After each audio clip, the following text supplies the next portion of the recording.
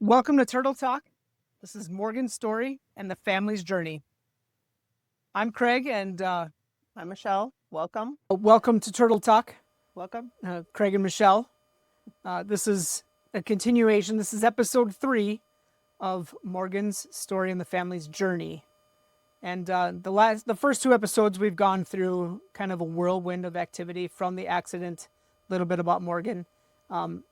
This episode, we're going to go backtrack back to day 3, I believe. And what was the highlight, or what was the significance of day 3? So, from the night of the accident, they crashed in a pasture. So, we all know what happens in pastures with cattle. There's manure, there's lots of dirt, some mud. And when they crashed and they were all ejected from the vehicle, they all landed in various places in the pasture. So, Morgan in ICU is covered in filth and dirt and manure, and it was horrible looking at her like that, So on day 3, we finally got to clean her up a little bit, and the nurses came in and they were so kind, helping me, and I begged them to let me help them, and they were so sweet. They're like, "It's okay, Mom, you can do it." So we're visiting as we're giving her a bath, and I'm crying as I'm wiping her wounds and cuts all over and just trying to clean her up. And as we pulled away on her upper leg, I see a new tattoo that I didn't know she had. Yeah. Well, her tattoo said, "It's gonna be okay." Okay. So for me, that was a sign that it's going to be okay. And later that evening, I was scrolling through her Facebook, looking at different posts and stuff. And the day of the accident, she had posted a post that said, "You don't know how much you miss someone until you have to go without talking to them for a bit." And I thought, wow, if she wasn't leading the way, giving us some insight. But the tattoo, "It's going to be okay," really kind of clung heavy on our hearts, that we needed to remember it's no matter what happens, it's going to be okay, and God has a plan. And we have to follow God's plan. Even though I didn't like his plan most of the time, and I did everything I could to steer it differently, God was still in charge, and it was going to be okay. So that was one of those precious moments you cling to, those moments of hope, those moments where you say, "Okay, thank you for this sign," because we still don't know if she's going to live or die. And I just cried. I just started crying, and the nurses gave me a hug, and they're like, "Mom, it's going to be okay." That kind of became a peaceful saying for us to help on even the worst of days. So those two things that Morgan gave us were nice little gifts to remind us of a few things in life. So, and then the next day, let's see what happened the next day, day 4. Local Oh, newspaper. oh, that's right. Yeah, so there was a nice little article in the local newspaper. And I was just livid when I saw it. Because in the paper, they had put something to the effect of that drugs and alcohol were involved.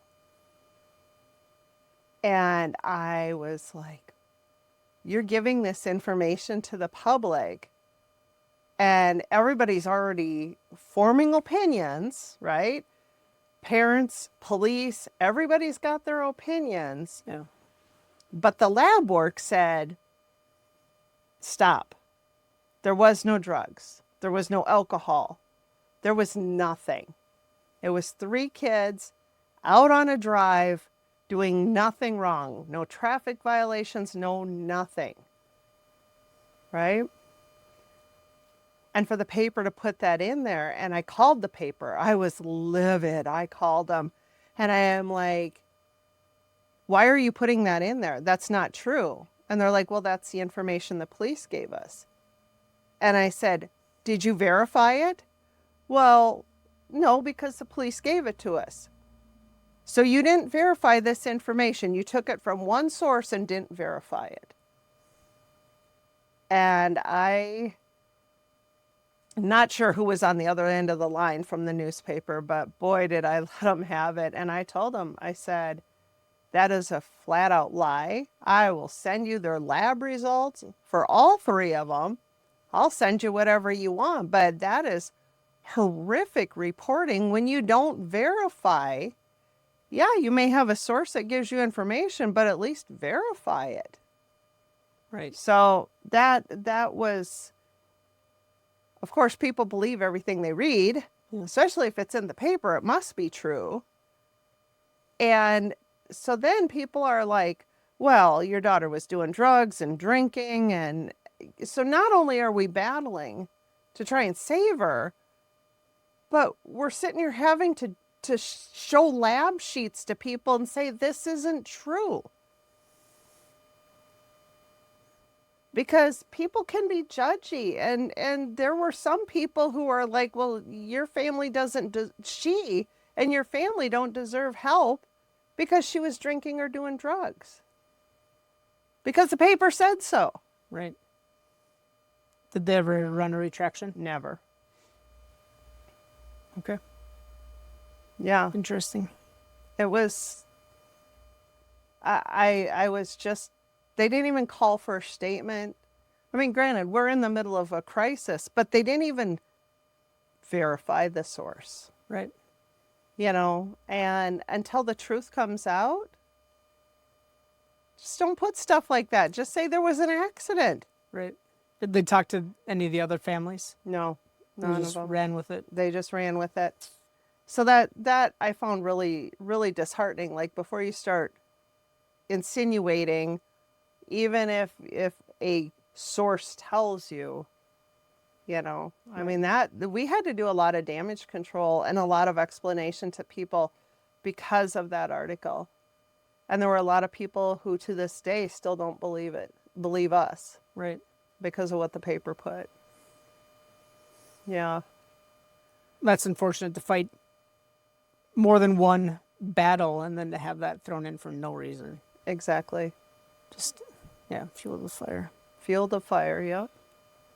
Oh, Yeah. yeah, that was gut-wrenching for us.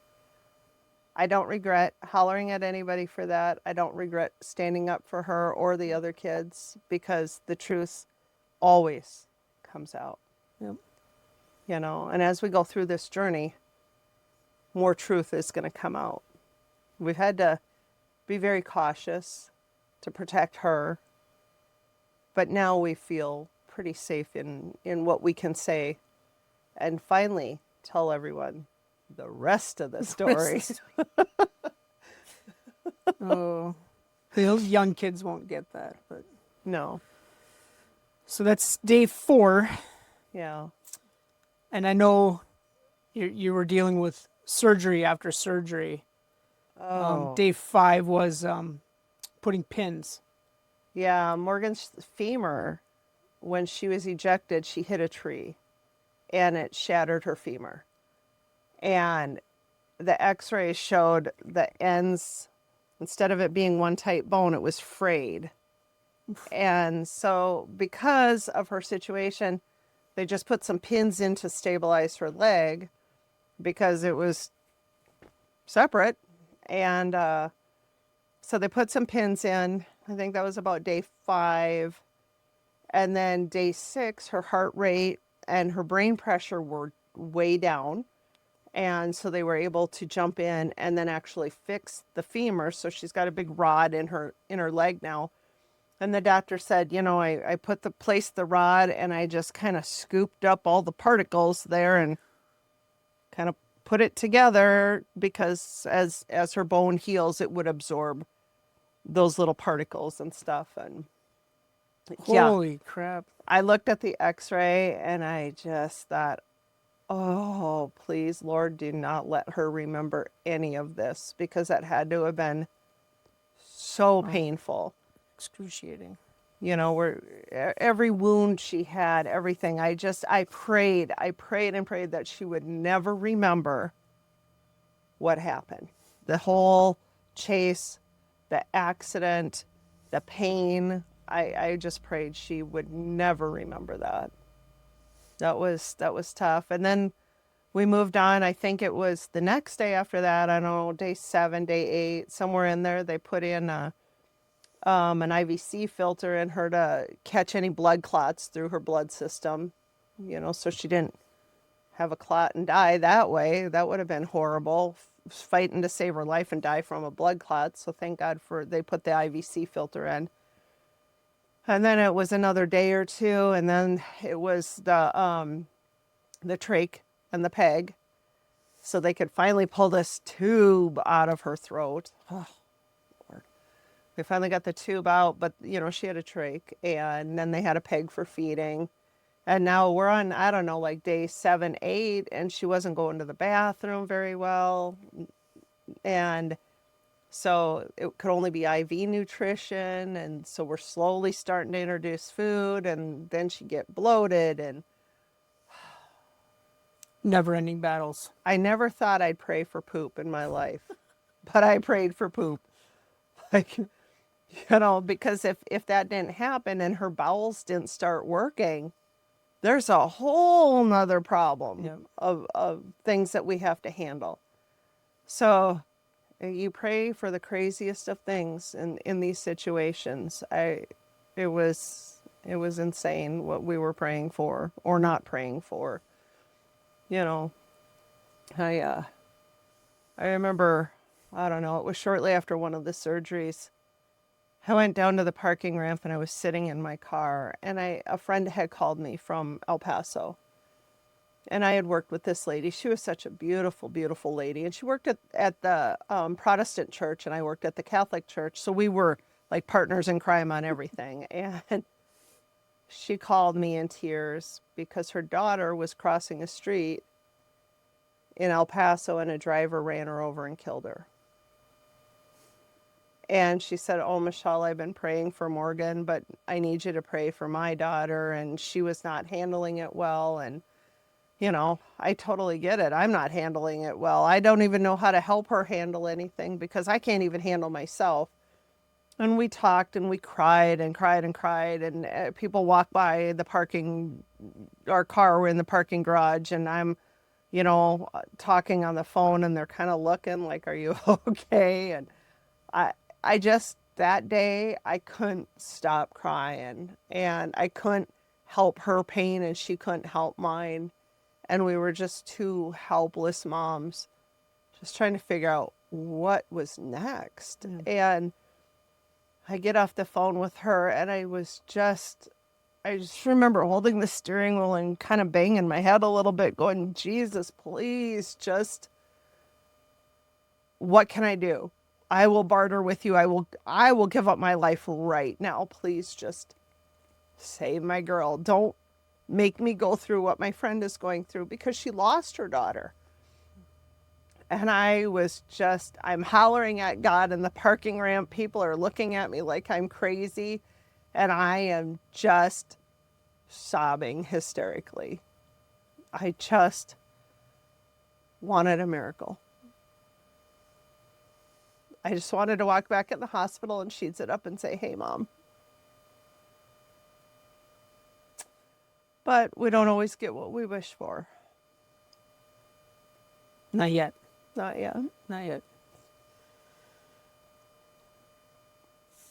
We had to deal with some pneumonia. Yeah. Oh, yeah. She got a little bit of pneumonia, so they tried to get her to sit up in a chair. And she could sit for a couple hours, but then her heart rate spiked and her brain pressure. I mean, everything was just... But luckily, sitting up in the chair helped enough to get some fluids moving and stuff out of her lungs. And she responded really well to the first round of antibiotics. Yeah. So thank you for that, because it was nervous. We're not meant to lay in bed, Yeah. not all the time. And that was scary because we're watching the brain, we're watching the heart rate, her sodium level's too high, her temperature is too high, her heart rate's too low, and it just was up and down, and you're watching all these numbers, and it just, your blood labs, you're watching lab numbers every single day. Is this up or is it down? It needs to be here. Why isn't it there? And you're praying for better lab numbers. You're praying for no illnesses. You're praying for everything, I mean, there were a couple people that visited, I think we talked about that, who were sick, it just, alls we could do was do everything we could to protect her, and then did everything we could, just to save her. So one night we just really felt Morgan was struggling. Everything was going wrong that day. All her labs, everything, heart, labs, breathing, everything was going bad. And I put out on her caring bridge to please, please, please, please, at 7 p.m., everyone pray for her. And I tell you what, you can feel the power of prayer coming down, because by 11 o'clock that night, all of a sudden there was just a nice shift in the air, shift in her, shift in how we were feeling, and everything finally started just going back to where things were good. So that we reached out to our everyone we could, whatever we could, to pray for us. It just, I think that was probably the best comfort we could have got, was just hearing people saying, we are praying so hard for Morgan, for your family, for her siblings. It just, even her siblings, we leave in the middle of the night, and now they're looking at their sister in this bed with wires and tubes and everything, and there were so many tears and so much fear, and we had the same fear our children did. So as a parent, how do you help their fears when we couldn't even calm our own? Yeah. How do you comfort when you need it too?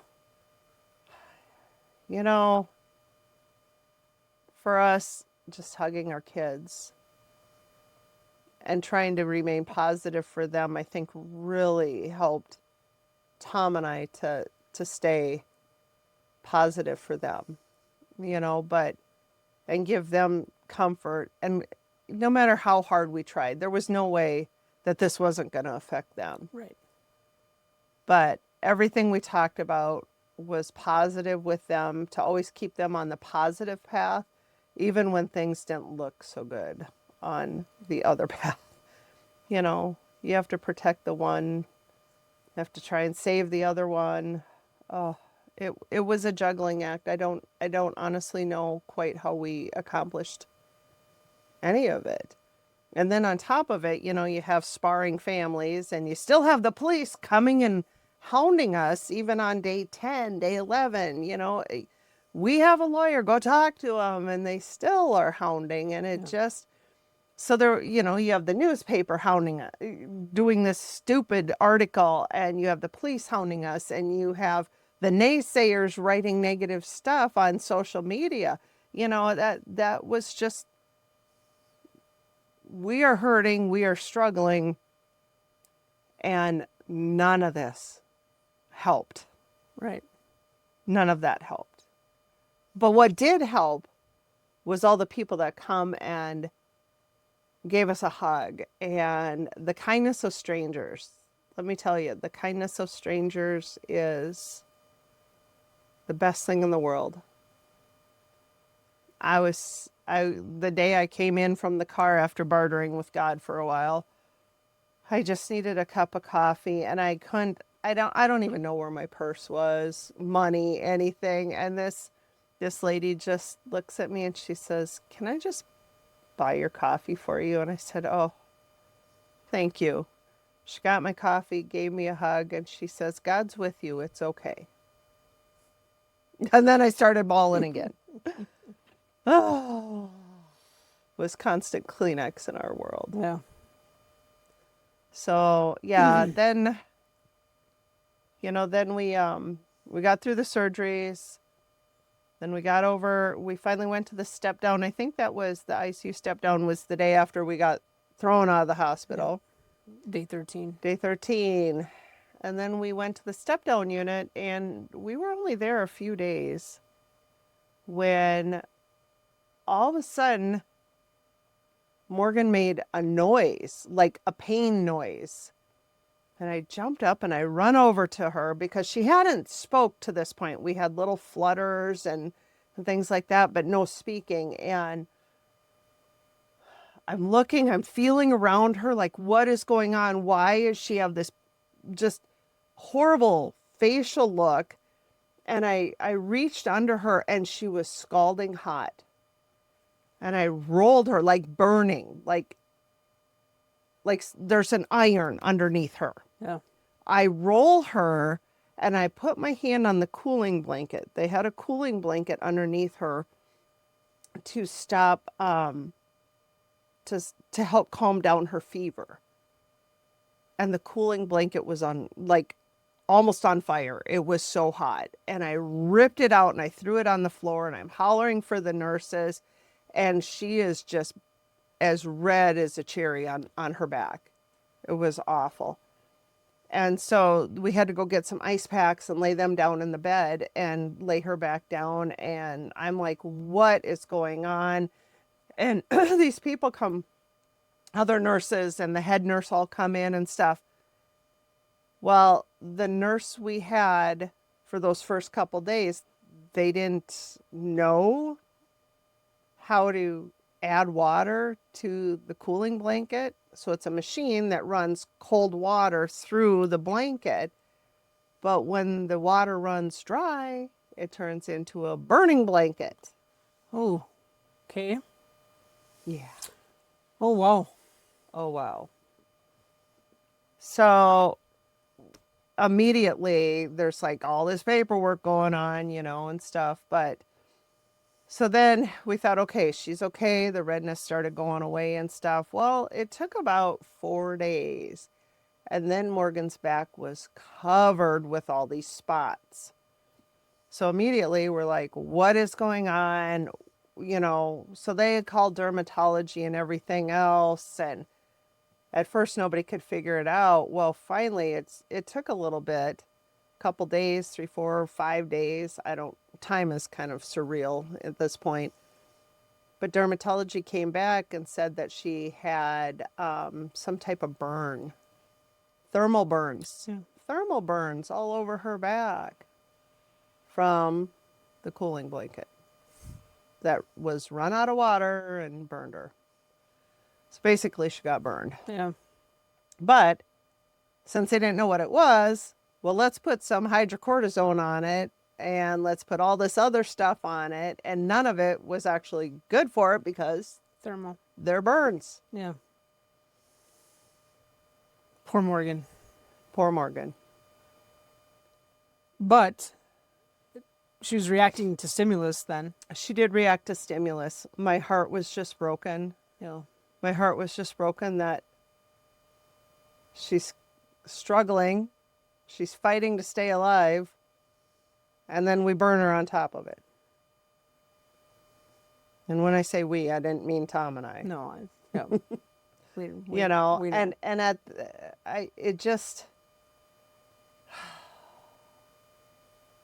it was so frustrating. And then you feel like this is a place I'm supposed to trust. Right. And now I feel like I can't leave her because nobody in this world can do better than mom and dad. Well. With any family. Yeah. With any family, nobody can do better than mom and dad. So then I was like, oh my gosh, what do we do? How do we do this? We can't leave her alone. I don't trust anybody. So then we're back to 24/7 in the hospital.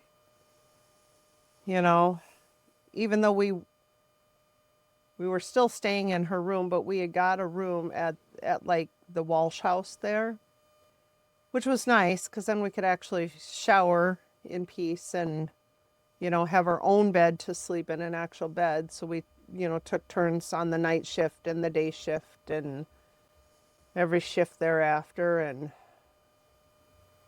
I don't know. I couldn't leave her. I couldn't leave her alone because I felt like I couldn't trust anybody. And that's a horrible feeling. We've got a doctor who's saying just pull the plug. We have a nurse saying pull the plug. She gets burned, and this is my child. Yeah. This is my child. I just can't trust that anybody's going to take as good a care of her as I can, except I am not qualified to do all the stuff that the hospital can do for us. Right. So that was painful. But we got through that. Somewhere right around there, I got a phone call. I was going to bring that up. Yeah, I got a phone call. A priest out of Chicago. Used to be some type of doctor. I want to say internal med, but could be completely wrong on that too. But he used to be a doctor and became a priest. And somehow, some way, he got our number. And he called. And he introduced himself, and he told me he was this priest from Chicago, and he knew this gentleman who was miraculously healed. And this gentleman does healing services and is healing more people by just blessing them, praying with them, and having this healing service. And he explained, you know, that Cardinal Newman was on his way to sainthood because of this Deacon Jack Sullivan. And he said, I want to bring him to Morgan to do a healing service. Well, at this point, I'm overtired. It could have been the devil himself saying we want to come. And I would have been like, if you can help her, come on, you know. But in our conversation, he was such a beautiful soul to visit with. And he said, give me some time, but we're going to bring this Deacon Jack Sullivan to Morgan, and we're going to heal her. And I thought, wow. And I hung up the phone, and Tom had asked me, like, what was that all about? And I said, well, a priest from Chicago is going to bring some guy from Boston. And I'm trying to remember the details. I just hung up the phone, and I'm trying to remember the details of this. But I said, they're going to come and heal our baby. They're going to come and do a healing mass for her. And we both just kind of sat there and we thought, how? Right. How did a priest from Chicago find out about Morgan? How did a priest from Chicago get our phone number? Because he called you out of the blue. Out of the blue. Called us. Had no idea. And how did this happen? Like, we questioned that for a long time. How did this happen? And we're just like, it's just a God thing. Yeah. It's just a God thing. One of those little signs. Little signs. Yeah. We got a lot of little signs on the way. Yeah. But yeah, he was really exciting to visit with. So then he sent us a book that Deacon Jack Sullivan had wrote. And he sent us some information on Cardinal Newman at the time. And so we could read about it. And it was really fascinating. Like, I knew of Newman because universities have Newman centers. Mm-hmm. So John Henry Newman was a scholar, and the Newman Centers come from his love of education and learning, and it's quite a beautiful story. I won't bore everybody with it, but it really is a beautiful story. So I encourage people to look up. There's a Newman Center at NDSU. Yeah, there's a Newman Center at SDSU. Most universities have them. I encourage people to look up Colonel Newman. Saint John Henry Newman now. He's a saint now because of all the miracles attributed to him. But at the time, there were quite a few already attributed to him, and it's quite a process to become a saint. Yeah. But we're connected with people now who was miraculously healed. How does that happen? Like, we're just these people from South Dakota. How did they find out about our daughter? How? I mean, you just ask yourself, how? How did this happen? Did you ever find out? Later. Okay. Yeah, that's a later story. But we did find out, yeah. We need to end episode 3 because we're already at time. Okay. GiveMorgan.org. Subscribe, share the videos. Comment. We'd love your comments. Yes, I've gotten so many great comments, text messages, emails. Give us comments. Yep. It really makes us feel good that maybe we're doing a good thing here. Yeah. We're putting the story out there. I'm learning as we go. My wife is learning as we go. It's fascinating just sitting here listening to the stories. After knowing Morgan 2 years, more than 2 years now. Yeah, more. Yeah. Almost 4. Yeah, 4 years now. Yeah. Wow. Anyways, GiveMorgan.org. Her Caring Bridge link is also in the description. And if you're interested, Realtor Craig Bertrand. I've got a little blurb about me, .com. RealtorCraigBertrand.com. Please check them all out. Thank you for your comments. Yep. Thank you for your love. And definitely Keep watching. thank you for your prayers. Yes, thank you. Thank you guys for watching. We really appreciate it. We love hearing from you guys, so keep the comments and the questions coming for us. Yes. Love the questions. Please subscribe.